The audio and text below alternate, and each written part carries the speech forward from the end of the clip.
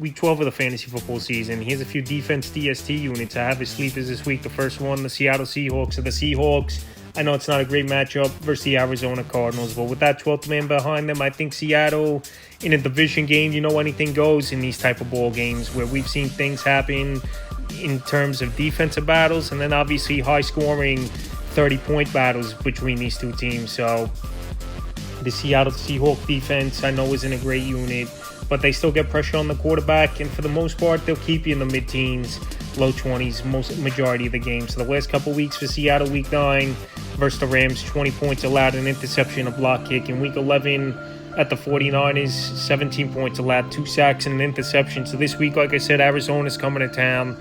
First place they are in the NFC West. Good offense, Kyler Murray, Trey McBride, James Conner, Marvin Harrison Jr., no doubt about it, good weapons. But I think Seattle in a big game and coming off a big come-from-behind victory to beat San Francisco at the end of that one last week. I think the defense comes in a little rejuvenated, and I still think it's a long shot, but if you need a sleeper, if you need a few points with all these teams on bye 6 this week, Seattle could be a decent sleeper option, available in 92% of fantasy leagues. Next sleeper is the Arizona Cardinals. So this Cardinal defense, they even could go into the 12th man and have a decent ball game. In the last few games, they've gone out there and they put up fantasy points, and they're out there in 92% of fantasy leagues. This is Cardinal DST. Week 8 in Miami, 27 points allowed, a sack, a safety. Week 9 versus the Bears, shut them down, 9 points allowed, 6 sacks, a safety.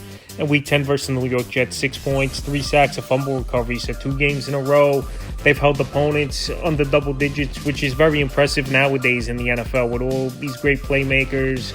And obviously the rules easier for the offense. So this week they are at the Seattle Seahawks, like I mentioned.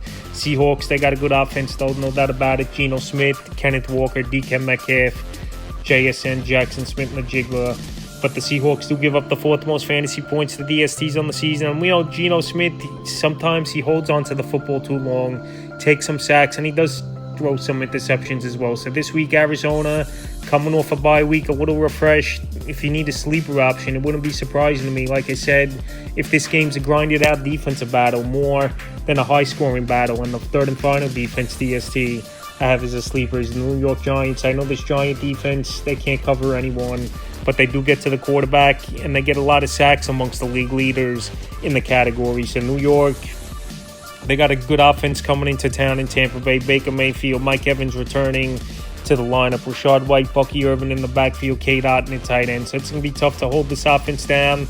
But we know Baker Mayfield, he's got that gunslinger mentality. He could throw a couple interceptions, and we know they could get pressure on him in this one is New York. So the last few games for them, Week 8 at Pittsburgh, 26 points allowed, 4 sacks, a fumble recovery. Week 9 versus the Commanders, 27 points allowed. And Week 10 at the Panthers in Germany, 20 points allowed, a sack, and a fumble recovery. So right now, they're definitely a deep dive and a desperation play is the Giants T as a sleeper option, and they're available in 94% of fantasy leagues. That's a few defense DST units I have as sleepers for Week 12 of the fantasy football season.